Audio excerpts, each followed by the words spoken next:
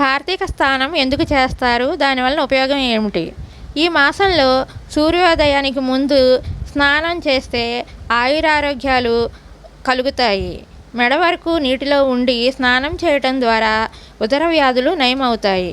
కార్తీక స్నాన విషయంలో ఒక ఆరోగ్య సూత్రం కూడా ఉంది.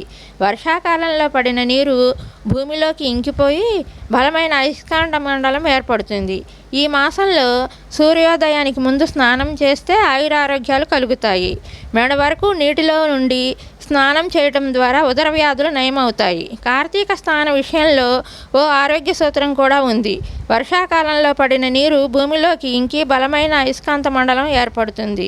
వర్షాకాలం తర్వాత వచ్చే కార్తీక మాసంలో ప్రవహించే నదుల్లో అయస్కాంత శక్తి అపారంగా ఉంటుంది. దానివల్లే కార్తీక మాసంలో నదీ స్నానము, సముద్ర స్నానము చేయమంటారు.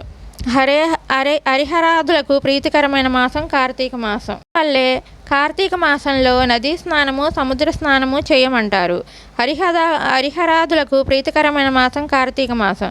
ఈ మాసంలో నది, సముద్ర స్నానం, దీపారాధన ఎంతో పవిత్రం.